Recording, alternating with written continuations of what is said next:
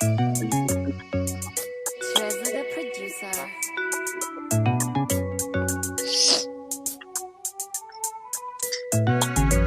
Izuba rirengeye muri Kivu, Trump isamiye hejuru, urugendo ndarutangiye. Nimufane ntagutuza, nabafata ntazuyaza, bamenye ko nge ntaraza, ndagarutse muri game, ndakora ntaruka, bashaka kumpanura, ndaguma bakaniha, abenshi birirwa n'imihanda, nibashake bansanga imihanda, bashaka kudukubita muri Kivu banyambitse iranka, umujiko wabaye ibikanka, nibashake bazane na tanka, abana barangirira, mubareke nsabirerera, iyi njyana ndayirahira, abiwacu munyemerere, tubahindure mu myumvire, burya ndakanka inyenyeri, aho ntege burya ni kwa heri, dore mapu ya Kongo mu rubavu, iyo ngenda singenda ni fieri, mu mutwe huzuyemwo amayeri, aho ngiye hose ni kwa heri, sindirimbo burya ndanakeye, mani kuzazana imfizi we, aho bigeze ndananiwe, muri Kivu niho nkambitse, twegerane tuhakambike, twambutse no return, twahasize abatama, bazashima twatashe, twambutse no return, twahasize abatama, bazashima twatashe. I'm the bad guy in the city, straight good from Kiev. Everybody knows that I'm king, but I don't mind that I shit. Getting out the kuri wa murwa, isibende ni yareka imyuga, uzavuga ni hata kumyuka, nanonganya ni hase kumyuka, ninjye wambutse bwota amasimba, bageze nibwo niswe umutsinzi, ubutwari buhera ku cyansi, urusimbutse ntashyirwa hasi, Itegura na wicara tank, umutima ufasha ni ukundwa, sinicara morana gahunda, ikirwanisha nkunda n'imbunda, gize ntanagizwe nyiri munda, imba mfasha uwo murwa nkivuga, nge nkundi iyo navuye nkivuga, sinoroshe burya nakuzika, nabutegoshe niba dahunga, impungenge ikizere turwana, abo twasize kera mu bwana, tubashima niko bataryama, utegera yumvira mu bandi, imama hirwa sindi umubandi, ndakora singendera ku bandi, ni mashine ku byapa ndamanikwa, ndikanyamfuta mu rucage, hari abanyiyitirira abatanzi, sinagenda natanze amasambu, mani kuzazana imfizi we, aho bigeze ndananiwe, muri Kivu niho nkambitse, twegerane tuhakambike, twambutse no return, twahasize abatama, bazashima twatashe, twambutse no return, twahasize abatama, bazashima twatashe.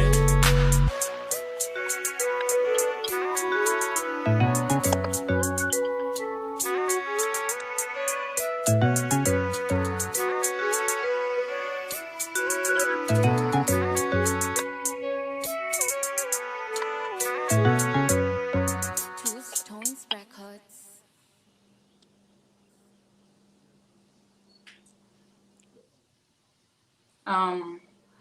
Hello, turabakiriye muri iki kiganiro tugiye gutangira kuri uyu munsi mwiriwe. Abo bantu rero mwarebaga bitwa Genjo Gangs, baririmba ku bintu by'amahoro, baririmba indirimbo z'ikinyamulenge, nubwo bakoresha injyana ya trap. Turashaka ko nyuma yuko dukora ikiganiro mushaka kuza kureba iyo indirimbo mu streaming, mubakurikire, like, subscribe, mubashikire mu buryo bwose bushoboka. Uyu munsi rero turi mu kiganiro cyo kwamamaza Mulenge 2021, ndi kumwe na Deborah na Queen na Judith. Ngiye kubareka rero banza twigira amazina yombi yabo, hanyuma dutangire tubabaze ibibazo, kubera ko abantu benshi bafite amatsiko, abantu benshi bafite ibibazo bibaza kuri Miss Mulenge, in general bibaza Miss Mulenge ukuntu yatangiye, ibintu nk'ibyo byose turaza kubivuga ahangaha n'abatumirwa bacu. Hanyuma ndashaka kubamenyesha yuko ikiganiro kiri guca ku Mulenge TV na Umurage TV, so icyo wumva washaka kureberaho niho warebera.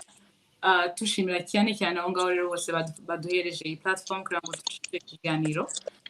Ndabasaba rero ko banza bakatwibwira, Queen na Deborah na Judith, mutubwire amazina yombi, mutubwire n'ibintu muri gukora mutegura Miss Mulenge.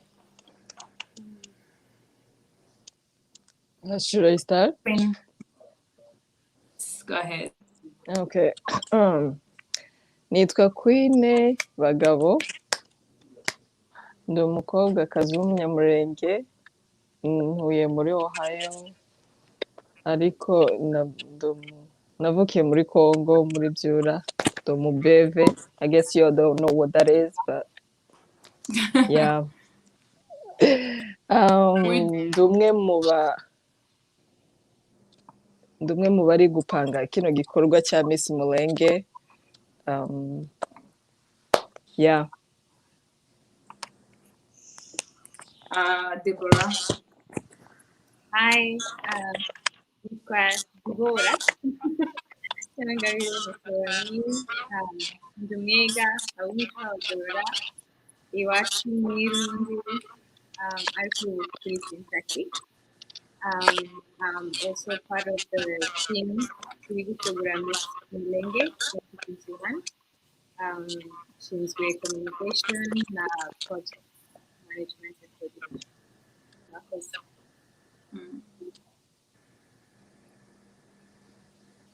Judith. Hi guys, amazina yanjye ni Beza Judith. Njye wagira amahirwe yo gutambuka nka Miss Mulenge 2019. I'm a part of abantu bari gutegura Miss Mulenge 2021. I am so happy to be here. Kuko Deborah yivuze nanjye ndi umukobwa w'umunyamulengekazi, umurara wanjye ni umurundi w'umwongerakazi umwishywa w'abanyabyinshi. Iwacu ruguru ni mu Minembwe mu Rwego. Murakoze cyane. Murakoze kutwibwira mwese kugira ngo abakomeje kudukurikirana bamenye aho turi kuvugana nabo kuri uyu munsi. Hanyuma ndamenyesha abantu yuko dufite kubera ari live mushobora kutubaza ibibazo byose mufite. Ibyo mfite n'ibyo kubabaza in general abantu bagiye batugezaho kuri WhatsApp, kuri Instagram pages yacu dufite ibintu nk'ibyo ngibyo ako dushaka namwe kumenya ibyanyu ibibazo mufite kugira ngo tubibabaze aha ngaha. Ariko ndashaka kongera nanone mbamenyeshe yuko iki si cyo kiganiro cya nyuma ahubwo ni icya mbere gitangira byinshi tugiye kuza. So please keep asking questions. Turashaka kubamara impungenge. Turatangira nawe Queen. Nzi ko mu makuru mfite nzi ko ariwe watangiye Miss Mulenge muri 20. Ushobora kutubwira igitekerezo cyawe cyaje. I think abantu benshi nicyo kintu bibaza, kumenya ukuntu igitekerezo cyaje and when did it start, when byatangiye even before 2019. Ushobora kutubwira muri makeya ukuntu Miss Mulenge yatangiye n'igitekerezo ukuntu cyaje. Okay, murakoze. Sinzi umuntu ufite microphone iri kuvuga nabi, sinzi niba ngiye uri kubyumva gusa. Oh no, sinzi niba ngiye uri fixing. Okay, thank you. It's good now. Miss Mulenge yatangiye muri 2019 mu kwezi kwa 11 mu matariki ya nyuma za 30. Hano muri Ohio, muri Dayton, we had like a conference y'abasore. Ni cyagiye twari tugeze mu bihe nuko nyine bitashize ibihe by'intambara muri Congo, hari kugenda bakusanya abantu nyine kugira twige like tumenye what's going on home, abantu batangenda n'amafaranga ibintu byinshi. Noneho dupanga conference hano y'abasore, uhuza abasore bo muri Ohio, muri aya ma state yandi agiye atwegereye. Nari umwe mu bantu bari gupanga iyo conference. Twari mu nama nyine turi gupanga like ibintu bizakorwa. Harimo ibintu byinshi, abahanzi b'Abanyamulenge, abakomedi, harimo n'akabumbu. Noneho njyewe nsanga nta hantu na hamwe habarizwamo abakobwa. Ibintu byose biri gutegurwa bizakorwa n'abahungu. Navuga ngo wenda n'ishyari ryiza nagize simbizi, numva nifuje ko haba ikintu natwe dusa n'abagaragaramo.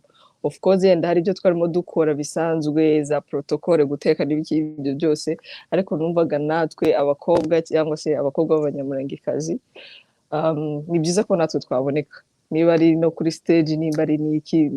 I wanted us to have something, ikintu nyine cyo gukora. Turi mu nama nyine ntekereza mpita ntekera sinzi ukuntu nanjye byanjemo nahise mbitekereza gusa numva yenda kubera ko ari n'ikintu tutari dusanzwe tugira iwacu mu Banyamulenge numva byaba byiza tugize competition y'abakobwa kubera ko it's not just like a competition urumva ni ahantu umwana w'umukobwa w'umunyamurenge ahabwa amahirwe to present yourself kuvuga gutanga ibitekerezo ibintu nk'ibyo ngibyo twicaye nyine aho ngaho mu nama babwira ko numva icyifuzo nuko nyine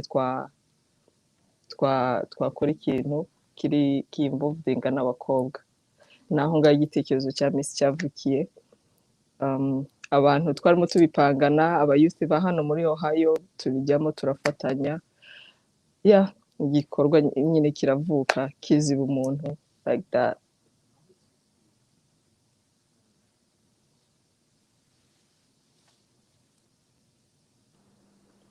hanyuma igikorwa kiratangiye uragitekereje ubwiye abandi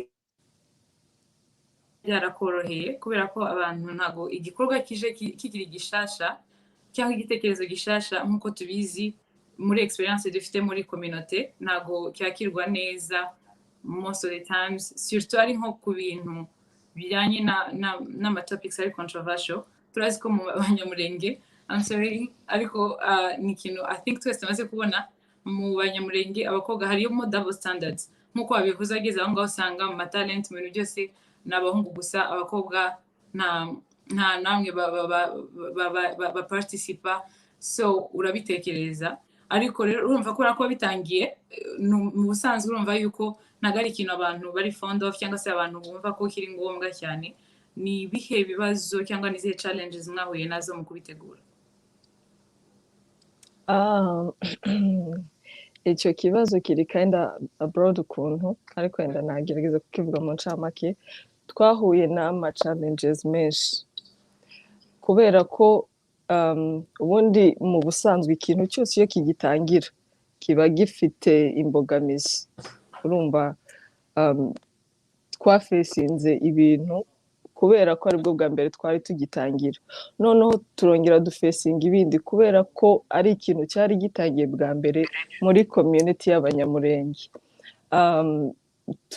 twagize ibibazo byo kudakurira mu gihugu cyacu tugenda twisanga mu bihugu by'abaturanyi niko tugenda dutora culture z'abandi imico y'abandi niko tugenda twisanga nyine mu bintu ibyo bihugu bindi twebwe tutari like navukiye muri Congo ariko nahavuye mfite umwaka umwe ntago wambwira ngo ibintu nzi bya Kinyamulenge ubu nyine ngo nibyo nakuye muri Congo kubera ko ntago mpazi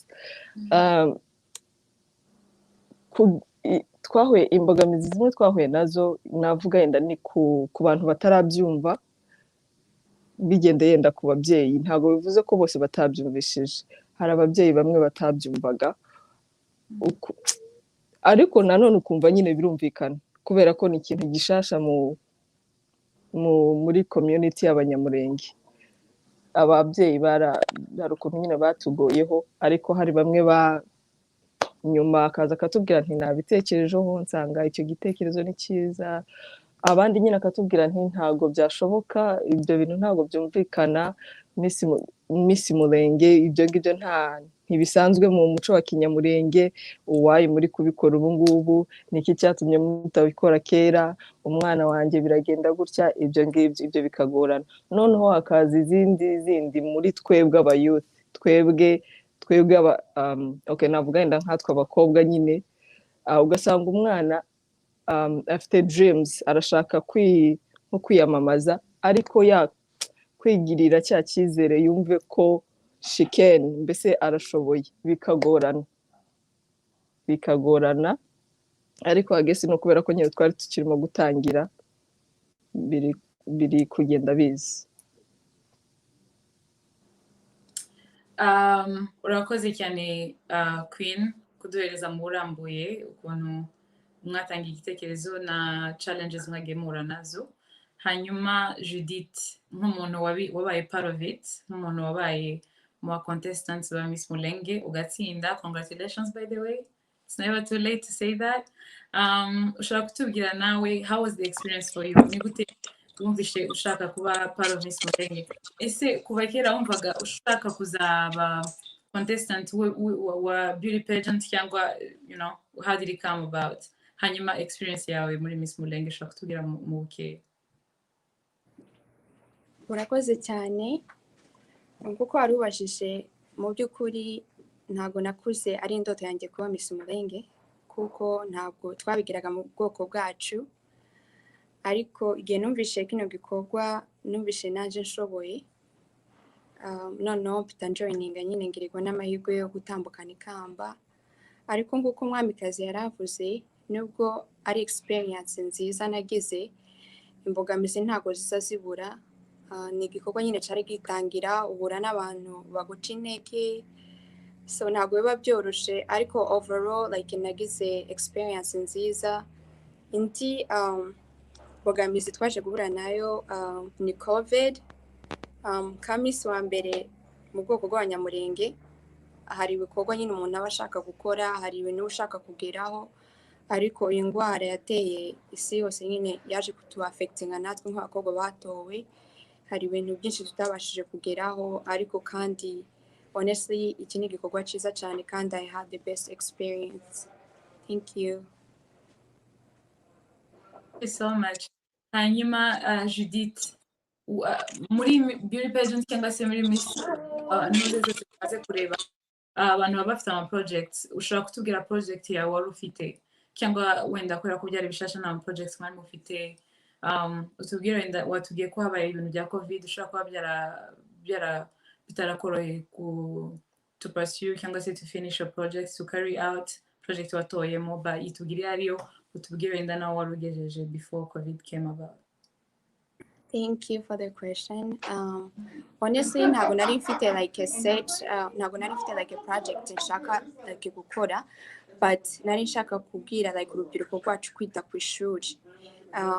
So hari ibyo twabashije gukora na bagenzi banjye kubera ko twatowe mu gihe hari intambara iwacu. So kubera ko nyine ntari mfite like a main project to do, twabashije gukora ibikorwa byo gufasha ubwoko bwacu ko twari dushoboye. Ariko kandi iyo project yanjye yo kubwira urubyiruko kwita ku ishuri ntabwo bihagaze, nuko manda yabigiye kurangira. Nzakomeza gukangurira abantu urubyiruko, kubera urubyiruko nizo mbaraga z'ubwoko. So nzakomeza kubakangurira kwita ku ishuri, kandi honestly twabaye able to help people back home. Thank you Judith. Deborah, ushobora kutubwira mu burambuye abandi nakomeje kubabwira muri make, ushobora kutubwira mu burambuye meaning ya Miss Mulenge, kubera ko nzi ko uri muri bamwe bategura project, niyo mpamvu ngo icyo kibazo, ariko tubwire vision ya Miss Mulenge, icyo mushaka gutagetinga, kubera ko abantu kugeza ubu ngubu ibibazo dufite no kuvuga ngo bimaze iki Miss Mulenge. I think abantu bazi kwirangirira gusa ku bwiza. Ushobora kutubwira mu burambuye impamvu mwatekereje ko Miss Mulenge ari igikorwa kigomba gukomeza kikagaruka buri mwaka? Murakoze cyane, and I like that question so much. Kubera reka mbahe quotes nabonye uyu munsi kuri WhatsApp status. Ni Miles Monroe yanditse aravuga ati, the greatest gift ever given to mankind is not the gift of sight, but the gift of vision. Sight is a function of the eyes, vision is a function of the heart. Eyes that look are common, but eyes that see are rare. So it's a 3-part statement. Ariko iyo hagati niyo nshaka cyane ushimangira, ivuga ati sight is a function of the eyes, vision is a function of the heart.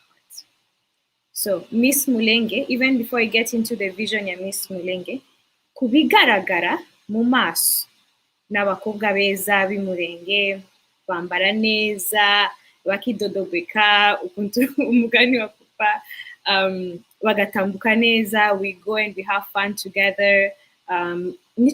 Nabyo ni byiza kubera ko, you know, who doesn't like community, who doesn't like to have fun with other young people, right?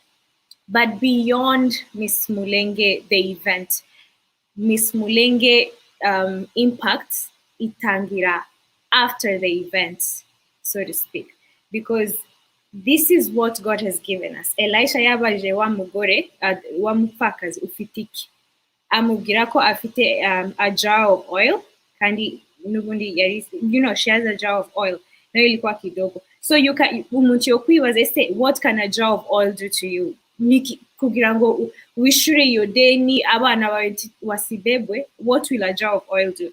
But because she gave it to the man of God and she submitted what she had, that's how she ended up, God ended up multiplying it for her.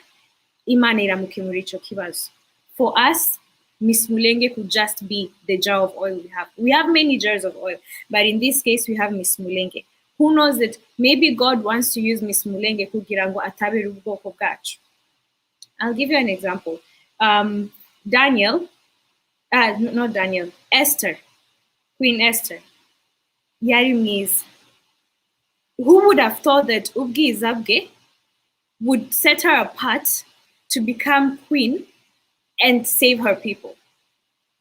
Nona. So in essence, Queen Esther was the first beauty pageant winner, Igie Chavo, So, and she used her platform, she used what she had. When we read about the story of the 3 people with the 1 talent, the 2 talents, the 5 talents, everything you have in you can be used for the glory of God, can be used to bring you benefit and the society at large. And when I say society, I don't just mean Abanyamulenge. I mean everywhere we are, because clearly I know Queen amaze kubivuga ngo iwe yavukiye muri Congo, nanje navukiye muri Congo, but nakuriye muri Kenya, ubu nyine ndi hano muri America. So you see, if I'm to have impact in this world, I will not just impact Abanyamulenge as a community, but because I happen to have been at least killer continent, not killer continent, but I have been in different places in the world, I can have global impact.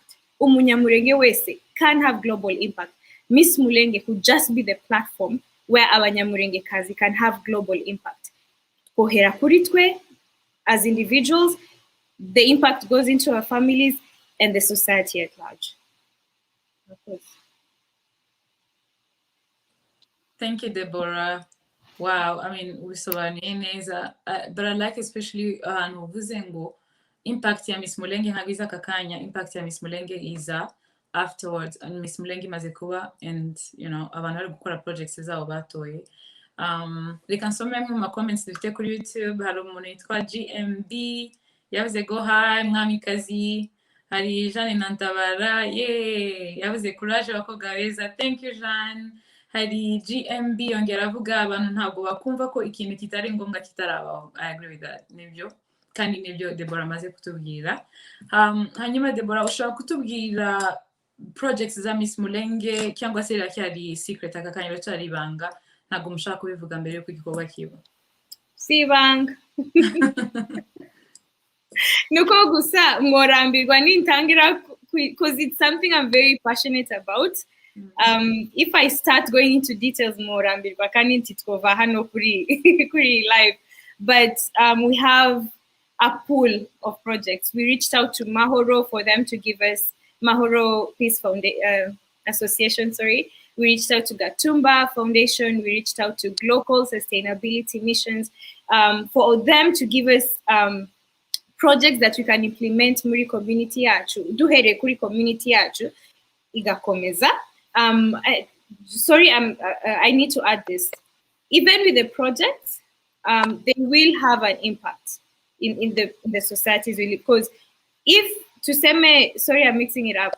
We have reached out to all those 3, and then we've also reached out to other Abanyamulenge business people, for example, Rising King, and I talked to also another gentleman from Iowa that would like to, get a chance for their projects to be highlighted. So like the Miss Mulenge contestants could just be project ambassadors or ambassadors w'ibikorwa bitandukanye, ariko tabari kuvuga ngo nimba umumiss afite project iwe bwite itoshigikirwa, ahubwo if I'm coming as a contestant and I have a project in mind, my project will be put, enjoy it a priority. So our contestants' self-taught projects will be given priority. But in the case where they do not have a project in mind, they'll have a pool of projects to pick from. They will also have help on how to develop a project, how to present it. And even after Miss Mulenge, the implementation part with funding and rallying people, if it's a project that involves a lot of people, a project that needs a lot of resources, they will have help. Kandi impamvu mbivuga kandi sinzi nimba nabishimangiye enough ni kugira ngo abakobwa bacu ntibagira impungenge ngo I'm not very I know how to dress, I am vocal, I am passionate, but iyo bigeze kuma projects I'm not that creative, or I don't know, I haven't really decided on that. Don't worry, we have people ready and bari standby kabisa to help you and to work with you. So timugira impungenge, project zirahari. Just to give a few examples, again, don't worry, I will not bore you with all the details. We have project entrepreneurship that will promote Abanyamulenge entrepreneurs or refugee or immigrant entrepreneurs. Remember, Miss Mulenge, yes, it's by Abanyamulenge, but it's not just for the Abanyamulenge, it's for everyone. Anyone in close proximity or in a distant proximity to Abanyamulenge can access these services or can benefit from the projects that we are about to offer. Kutakuwa na hiyo entrepreneurship, kutakuwa na project about history. Muziko tuvuka in big families, but ugasanga because twatatanye, kids grow up not knowing abo bavukana. Nkanjewe, I knew bashangazi mumazina, I never saw them. Some I may meet, and years later and you realize how direct we are. So there's a project that is geared to making sure that the younger from our generation and younger have access to that. We have projects on Gutabariwachu, or just encouraging people to have an impact, to discover themselves, and just, sorry, I'm going all over the place, but then there's so many, and there's a pool, and we're so excited for all the contestants and all the projects that they'll get to pick from the organizations I've just I've named, as well as if anyone has a project in mind that they would like it to be featured muri Miss Mulenge, feel free to reach out, and we'll be more than glad to go over it, and if possible, even add it to the pool of projects that we have. Murakoze. I mean, I can't even imagine somebody who's not gonna be convinced after ibisobanuro birebire the bari kuduhereza. I'm already excited. Watubwiye ngo abakobwa bazatorwa cyangwa se bazatambuka ba mbere bazaherezwa ubufasha kugira ngo bakurikize izo project zabo cyangwa se bazikoreho. Queen, urashobora kutubwira ibihembo abakobwa bazahabwa muri Miss Mulenge? I think nacyo ni ikintu gishobora kumotiva abantu kugira ngo bamenye ko bafite hari igihembo, hari reward yo gukorera. Watubwira nimba ari Miss Mulenge gusa cyangwa se abakobwa ba mbere bangahe? Please go ahead. Thank you. Abana bose baziyamamaza, wayinza mbita abana, abakobwa bose baziyamamaza hari ikintu bagenewe. Mbese umwana wese uzashoboye ngapa akiyandikisha akiyamamaza, hari ikintu agenewe. Ariko hari abazatambuka barindwi, harimo Miss Culture, Miss Development, Miss Identity, Miss I think Education, sindi kwibuka neza, then na Miss Nyiribwite n'ibisonga byiwe bibiri. Abo ngabo nabo hari ibihembo byabo uko ari barindwi, ariko wenda navuga kuri bariya batatu barumbajije. Miss Bwite twamugeneye $2,000 by'amadolari, it may go up ariko ntibishobora kujya hasi, urumva ni uguhera ku 2,000 kuzamura. Ntabwo turadesida neza ariko igihembo ni uguhera ku 2,000 kuzamura. N'ibisonga byiwe hari ibihembo bya igisonga cya mbere, hari nawe amafaranga yagenewe n'igisonga cya kabiri. Yeah, murakoze. murakoze Queen. Wakoresheje ijambo ravuga ngo abana, I think wenda ni ukubera ko uzi n'imyaka yabo bagomba kuba bafite muri ushaka kutubwira ibisabwa kugira ngo umukobwa yiyamamaze cyangwa se agende mu matora ya Miss Mulenge? Yeah. Ibisabwa icya mbere ni uko uba uri umukobwa w'umunyamurengekazi, icyo ni icya mbere. Icya kabiri ni uko uba utuye muri Amerika, kubera ko urumva nk'umwana wo muri Afurika nko mu Rwanda, muri Kenya, muri Congo ntiyavuga ngo ariyamamaza, kandi biri kubera hano, ibyo ngibyo ntibyadushobokera, byatugora. So ugomba kuba uri umukobwa w'umunyamurengekazi utuye muri Amerika. Imyaka ni ukuva kuri 18 ukageza kuri 25, niyo myaka. Dukunda kubona andi ma beauty pageant bavuga ngo umuntu agomba kubaresha gutya, umuntu agomba kuba afite ibiro. Mwebwe ibyo ntabwo mugeze mubishiramo? Oya, ntabwo twabishizemo. Deborah yabivuze, abakobwa bacu, abakobwa b'Abanyamulenge turi abakobwa beza cyane. Yeah. Ntabwo tuzarimitinga abana,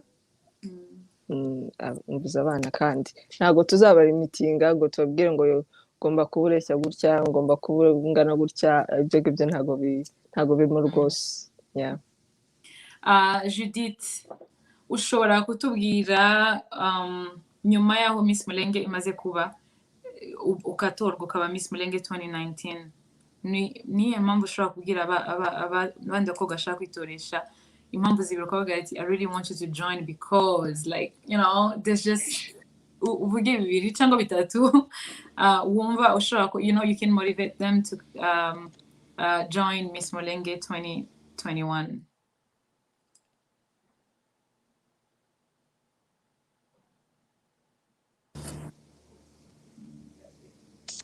Thank you so much. Ikintu nshobora kubwira abakobwa bagenzi banjye ni uko Miss Mulenge honestly ni ikintu cyiza, ugeninga platform, ikintu ushaka gukora you can do it. Ikindi I know like generation yacu n'abantu baba bakeneye kuba famous, so I think that will motivate you. I know it's not good but like iguheza platform yo gukora ibyo ushaka gukora, byerekana ko ufite urukundo of your ubwoko bwanyu bw'Abanyamulenge, kandi hariho abantu benshi bazogufasha, ntugire ubwoba, mwamikazi arahari n'abandi bakorana, I'll be here too, like abantu benshi bazogufasha honestly. Ikindi kandi waba wifuza kugera ku kintu nyine in life, this is a good platform ishobora kugufasha kugera ku kintu ushaka kugera. So yeah, I think that's it.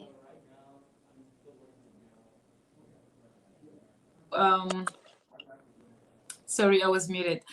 Judith, I was asking, would you go back? Bavuze ngo uremereye kongera kwitoresha muri uyu mwaka. How much do you love it? Would you go back? Would you start all over again and be part of this? Oh gosh, I would do it 100 times. Honestly, like kino gikorwa cya Miss Mulenge ndagikunda cyane, empowering abakobwa, I would do it 100%. That's good to know. Dufite abandi bantu bari kwandika, dufite Marianne Mudagi, that's my sister, she said courage, turashikiye kabisa. Jesus is our foundation, yavuze Deborah, be blessed, mama komeza utere intambwe. Yeah. Murakoze cyane, n'abandi bakomeze batwandikire mubaze n'ibibazo, tukunze yuko muri kuduhereza courage, yuko muri kutwandikira ama comments adutera imbaraga, ni byiza cyane. Hanyuma rero tugiye kugenda muri preparation ya 2021, ukuntu muri organizinga Miss Mulenge 2021. Ndagenda ndasubira kuri Deborah, mushobora kutubwira abantu the main people mushobora kuba muzi kugeza ubu ngubu bari gusponsoringa Miss Mulenge 2021. Murakoze. The main people, or like, okay, so we have Mahoro from the Peace Association, sorry, that is very much in support. We have Gatumba Foundation that is very much in support. We have Umurage that is very much in support. We have a whole list that's, I didn't know you'd ask that question. Otherwise, I would have prepared the list and just shown you how long the list really is. And then, nyemerera nsubize n'ibibazo utambajije. Ibibazo wabajije Queen na, I think yo kuvuga ati, ese what are the qualifications yo kuba Miss, you know, to participate in Miss Mulenge? Qualification ya mbere ni ukugira umutima wo gukora. Ego kuba umunyamulenge, ariko we look at the heart more than the outside. Because and I think I mentioned it kidogo, but let me give it a little bit more.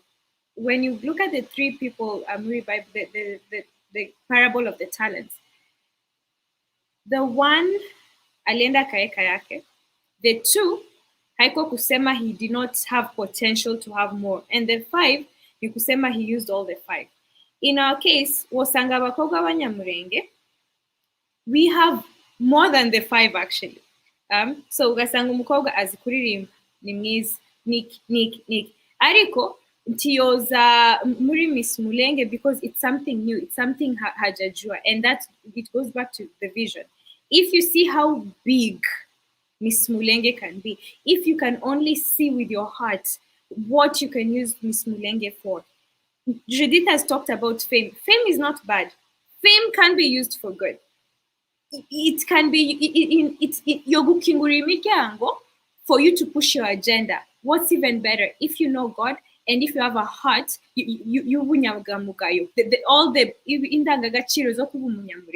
so you can use Miss Mulenge for that. And for the some of the another example, still on the 5 talents. When you look at now, let me talk about Uburanga. Abanyamulenge turi Beza, but we don't use our beauty, or at least that's what I think. And this is a good time for us to show our women that yes, you can use your beauty, kabisa. Because okay, I know Nkomura America wazavuga ngo inyinya. No, not inyinya. The pink gum nibwo bwiza, but mukinyamulenge the dark gum nibwo bwiza. And so you never know what you have. Njoo itakufungulia milango. I'm just giving you that example. Or another case ni like with good skin. Okay, sorry, I'm rambling, but here's the thing. We need to use everything we have to the glory of God. No kuteza abandi imbere. Who would have known that having flawless skin could give someone upato? You know, I know in Kenya when I was younger, there was a lady who had such smooth, flawless skin. Ashigwa kuri billboard. Can you imagine how much money she made out of that? Number 1. Number 2, people looked at her, wakagirango, na mimi nikijipaka Vaseline, my skin will be like that. But in real case, that's her own natural thing. It's her God-given ability. It's her God-given skin. She didn't do anything extra about it.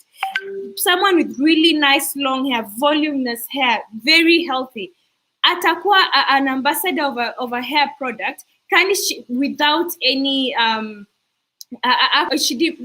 uzire imbaraga nyinshi kugira ngo agere cyangwa agire uwo musatsi, lakini they will look at her hair and use her as their brand ambassador for the hair product kugira ngo abandi nibabona gutyo bagire ngo if hata mimi nikitumia hiyo product itanisaidia. And so with our girls, your beauty is your gift, your beauty is your talent. It is not your only talent. It is not your only gift. It is one of the many. If you have 5, stop using 2. Use everything you have. Be it your heart, be it your brain, be it your gorgeousness, be it your brilliance. Everything you have, you can use it for the glory of God and for your own benefit and for the society. So again, the qualifications for being part of Miss Mulenge is your heart. And guess what? You can use everything you have. Usiangalie ufupi wako, usiangalie urefu wako, usiangalie unene, udogo. As long as uri Munyamulenge kandi ugira uwo mutima, you're more than qualified and you're more than capable of winning Miss Mulenge. Even more, don't concentrate so much on being the winner of Miss Mulenge, because guess what? The runners-up and the third runners-up, they are so close to being the best at Miss Mulenge. Every contestant, not just as a beauty contestant, but what you're representing is the pioneering group. Nuko gusa, we don't have the other girls here. Ariko, I would really love for everyone to understand the impact or significance of these girls. Kuvugango, they had never seen this anywhere else, but they took that time, they took that risk. Urebe, even for our parents, I cannot blame our parents for being a bit reserved with not encouraging our girls to go into this beauty pageant. It's cultural. Umukobwa niwe tuzaturinda kurushaho. Growing up, my parents were more protective over me than my brothers. My brothers were protected, but they were more protective over our girls.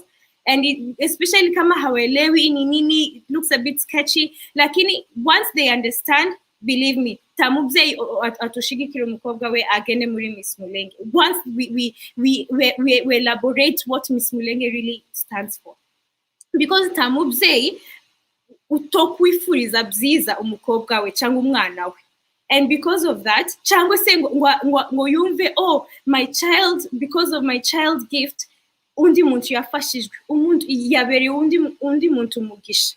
Tamubzei wo reserving uwo mugisha umwana we yari kubera ubundi. Lakini sasa, it's for all of us to understand that Miss Mulenge is much, much more than just a beauty pageant. It's much, much more than the dresses and the makeup and the fun and the music, and the girls that walk, well dressed and are beautiful. It's the ugiza is just what gets them. That opens the door, and it's just one of the many talents that they have to showcase.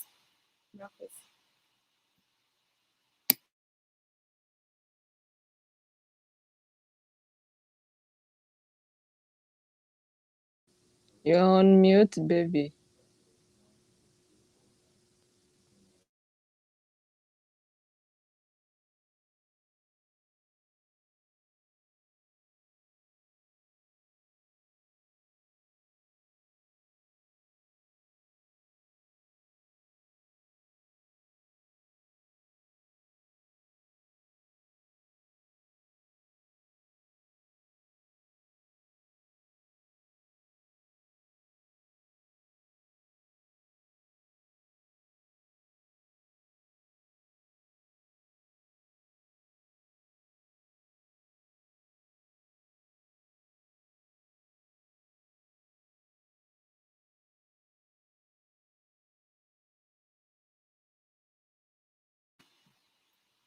Ida, you're on mute. Baby, you're on mute. We can't hear you. Ntago turi kumva.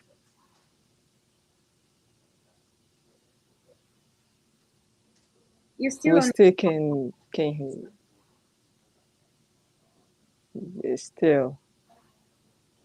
Wowe uri kutwumva? Can you hear us? Yeah, we can't hear you.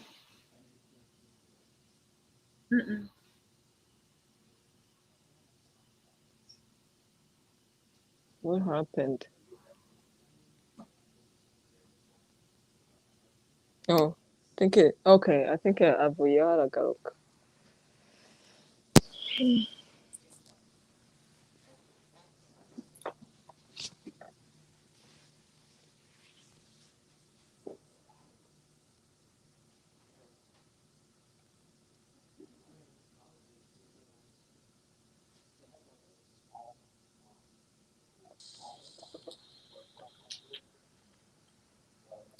Okay, can you hear me now?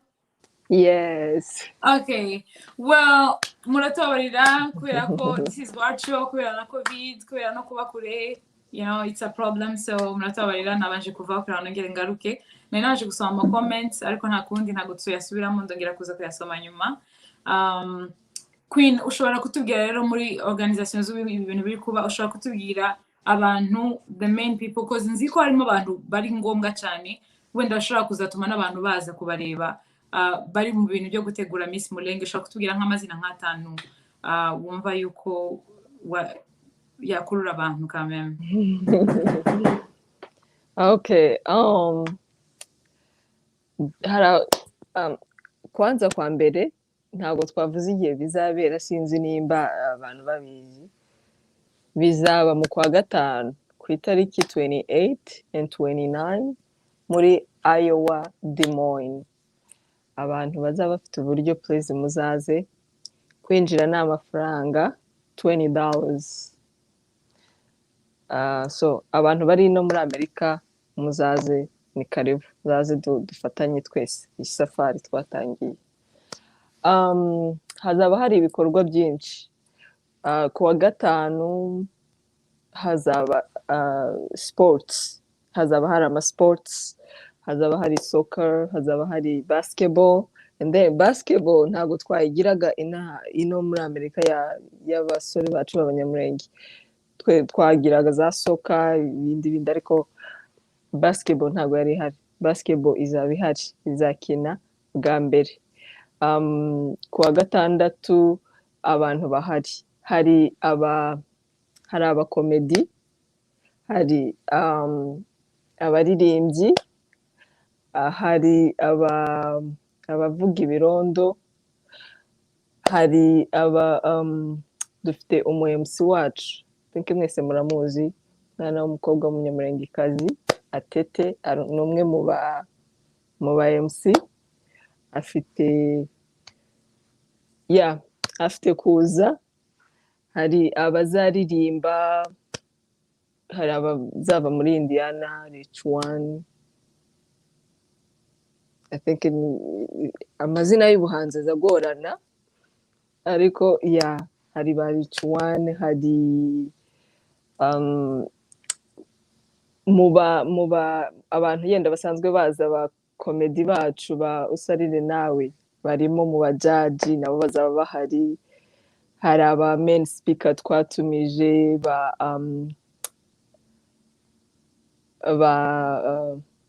perezida wacu ba Adele, hari ba Faraja, hari abakuru ba Gatumba Association. Abo bose ni abantu bakomeye bagiye bafite amazina muri community y'Abanyamulenge bazaba bahari. Hazaba hari abantu benshi kabisa. You are very, very welcome. Again. Muted again. Can you hear me? Yes, we can. Okay. Ni karibu. If it was me, I wouldn't want to miss this. I mean, I'm gonna be there. The world's gonna be there. All of us Kotirano are gonna be there, and so many more people. So, nimuzabure, please. Chagihe nabuze ijwi narindi kusoma ama comments y'abantu batagira ngo ntago turi kuyabona. We appreciate nukuri ama comments yanyu, muri kwa appreciate ibintu turimo, muri kuduha courage, muri kutubwira wenda n'ibindi twahindura. Reka wenda nsome makeya. Hari witwa Umutoni Wase yavuze you guys are killing it. Hari Ntebutsi Vedaste, mukomerezaho abakobwa bacu turabakurikiye. Thank you Vedaste. Hari Fidel Mighty, so proud of you guys, dushikiye kino gikorwa. Esfa Gasima, ni mukomeze mutere imbere bari beza. Angaza Kipawa, mukomeze mutere imbere. Gusa turasaba Miss Mulenge 2021 izatanga itandukaniro n'iyabaye 2019. Ikindi cyifuzo cyacu muzarebe uburyo umukobwa wese w'umunyamurenge azisange muri iki gikorwa. Ni karibu abakobwa bose b'Abanyamulenge n'ukuri. Hanyuma 2019 I think Queen yabigarutseho na Deborah nibwo cyari kigitangira. I think igikorwa cyose gitangiye ntago kimera neza nk'uko abantu babyifuza, but then as time goes by ibintu bigenda biba better and better. This is just the second time and I'm so ndishimye cyane kubona ukuntu biri kugenda n'ukuntu bari kutuganiriza tubwira ukuntu bari gutegura. I'm so excited. Umutoni Wase, is there an age limit for contestants? Yes, I think Queen yavuze ko ari 18 to 25, right? Yes. Yes, so nk'abantu nkanje we can't compete anymore. Me and Deborah we're out. Live to come TV ngerageje kwandika long message yanze kuza gusa mfite ibitekerezo byinshi natanga. Alex ndabakurikiye. Thank you Alex. I don't know ukuntu twagufasha wenda kugira ngo umuntu uri kubanga bw'ibyuma adufasha tukareba ko ibibazo bya Alex byatugeraho. GMB amazina se niyo akurura abantu. I think abantu kabaye bumva igikorwa akaba ari cyo baha agaciro not amazina y'abantu runaka. Ibyo ni ukuri and I wish you karaho byarangiriraga ariko hari abantu wenda bashobora kuza bazanywe na Tete Natalie cause ngiye nzi ko azi gusetsa. If I wasn't interested, if anything, I would come for that just to see her. Hanyuma sasa reka tubaze tugana ku musozo kubera ko igikorwa cyacu kimaze hafi isaha kiri kuba. Tugana ku musozo rero reka twongere tubaze Deborah ushaka kohereza message ababyeyi bagifite impungenge zo kuba bakohereza abana babo muri ibintu. I think wabivuzeho ariko reka tubivuge nk'ikibazo cy'ubwacu kihariye kugira ngo ubamare impungenge kubera abana bon ubifatanye ntago tuzi nimba bazabana bootcamp. So nimba bootcamp izaba iminsi ingahe hanyuma umubyeyi niba utazohereza umwana akajya kurara hariya bamara impungenge. Kuba tari umubyeyi it's a bit hard kumara impungenge ku babyeyi ariko reka mbabwire njewe ariko namenye my value or cyangwa se icyo Imana imvugaho, namenye icyo Imana yanshizemo, namenye ubwenge, umutima, imbaraga Imana yampaye kubera ababyeyi banjye. Because they believed in me, they equipped me, they trusted me, they had confidence in me. Bakomeza bambwira ko Deborah you can do it. Bakan encouraginga mu bitekerezo. Nimba ari business, they encouraged me. They even helped me. Nimba ari projects, cyangwa events. I remember I did an event when I was only 15. Ndahamagaza abana nkabangahe and my parents really supported. Habe na muyomba wanje yara supporting. So the first support, the first confidence ihera mu rugo. Bako nje nk'umuntu, nje nk'umukobwa, number one, globally we know that umukobwa abari inyuma. Ego, it's 2021, that should not be the case, but unfortunately that's the world we live in. The fact that my parents, my family was very much in support. Ndigukura, sikuwahi jua kama ndi umukobwa. Yes, I knew I was a girl by gender, but it was not an obstacle for me not to do anything or to think or aspire or be ambitious to do chochote kile that I thought of doing or I hoped to do. And the best part of it is that I had my father root for me. I had my mother to support me. Nona. So you have no idea how much someone can do when they know that they have the support of their parents. Ahubwo kababyeyi mubazi ibibazo kabisa, ibibazo instead of kusema tu no ibi bintu ntibyabaye mu bwoko bwacu, yeme ahubwo reka mbaze niki cyabaye mu bwoko bwacu. You know, ibyabaye mu bwoko bwacu buretse ni byiza kandi ni byinshi, ariko uko tugiye tuja mu mahanga ni nako tugenda tubona ibyiza hamwe n'ibibi. So ni byiza ko tureba hari byiza twobona tukagira ngo hari bibi, ariko nitubaza neza turasanga ko ari byiza. Nona, for example, so in that regard, I would ask the parents kindly, babyeyi bacu, tuziko mudukunda, tuziko mudushigikira, tuziko mwifuza ko dutera intambwe in life kandi tukaba abantu bakomeye bagize impact in this world. Miss Mulenge can just be that platform. Could just be that platform for your young girl. Could just be the platform yenye itamuonesha that you can do it. Hari abakobwa benshi bavukiye muri Congo cyangwa se babonye intambara, babaye aba refugee, babaye mu buzima bubi, tuvuge muri Kenya cyangwa ahandi cyangwa mu nkambi, none ko baragera muri Amerika bakagira imposter syndrome, tibagira iyo confidence yo kuja ku ishuri no kwiga no cyangwa se habe no kwibona ko hari cyo bogeraho. Well, Miss Mulenge is here to tell them you can rise above your story.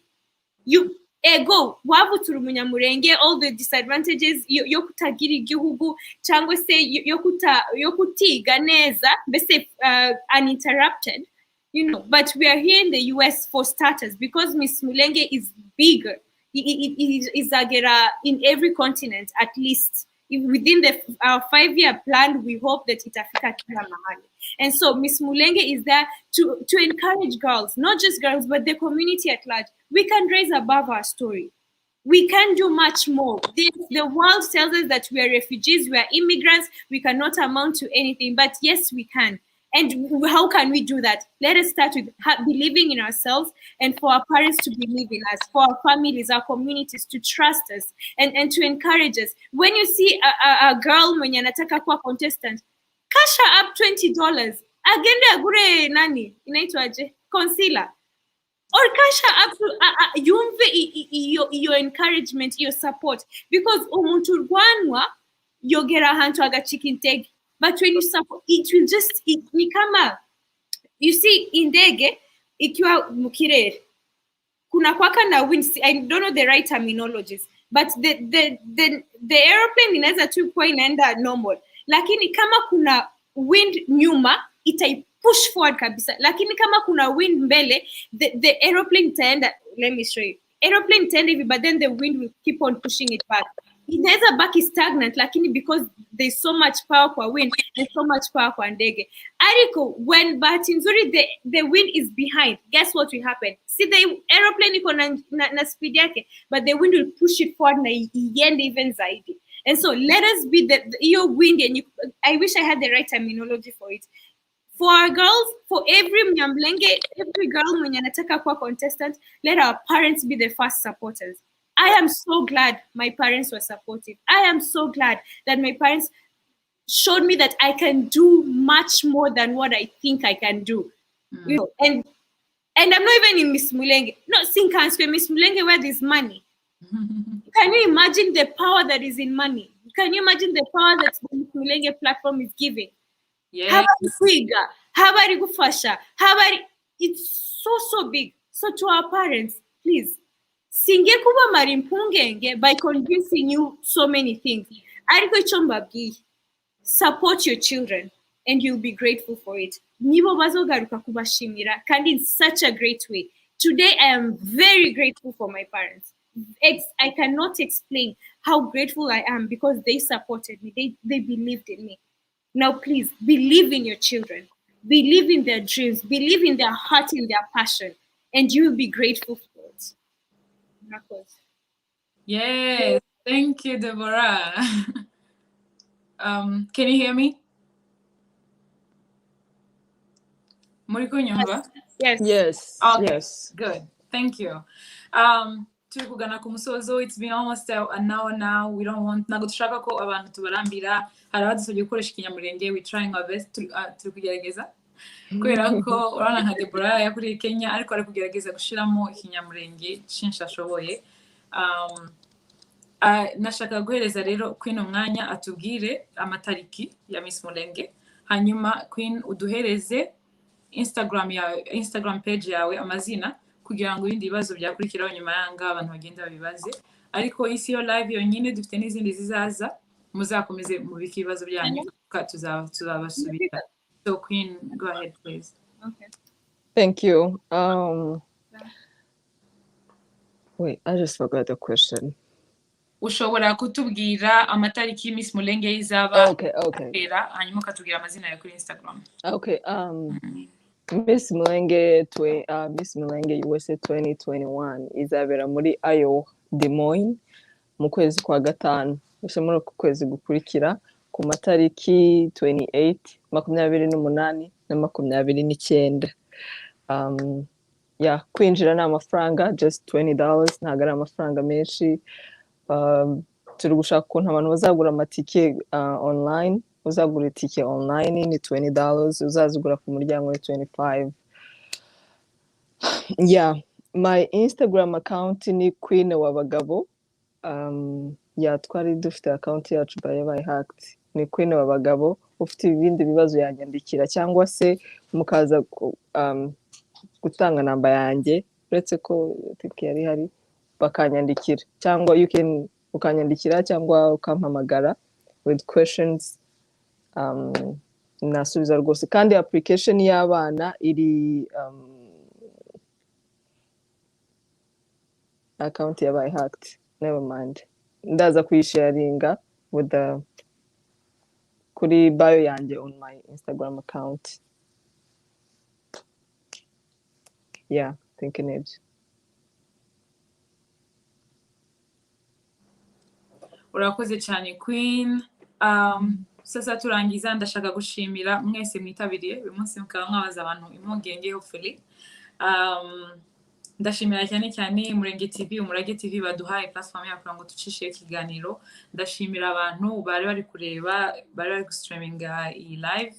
Oh my God, we had 88 people watching, and that just nabarebaga bamwe bazaga kandi bakagenda. Thank you so much guys. Nimuzabure ntimurebe gusa muzaze muzitabire Miss Mulenge ni kuba cyiza, mureke dushirikira abakobwa bacu, mureke ababyeyi bacu aribo badutera iteka badutera imbaraga kugira ngo natwe duparticipe mu bintu nk'ibi ngibi.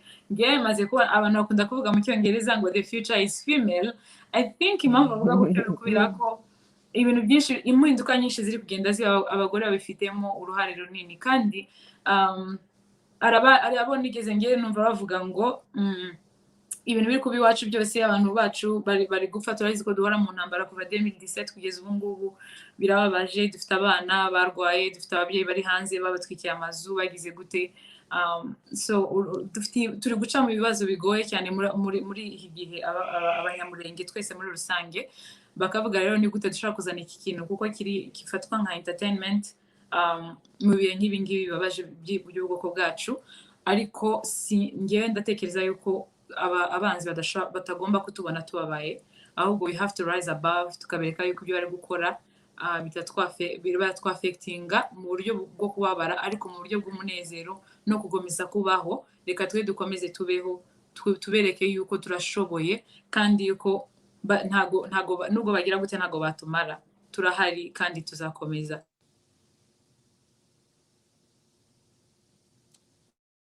Mute. Okay. Guhagarara Miss Mulenge ni uburyo bumwe bwo kwerekana yuko tuzakomeza kubaho despite ibyo badukorera byose. Miss Mulenge ni uburyo bumwe bwo gukomeza kumenyekanisha ubwoko bwacu bw'Abanyamulenge everywhere. Murakoze abitabiriye bose, hanyuma tuzakomeza tubabwire n'ibindi biganiro tuzagira. Abo tutabashije gusubiza ama comments turaza kuyasubiza kuri page ya Umurage TV tubyandika. Murakoze cyane, mugira amahoro. Thank you. Bye. Thank you. Bye.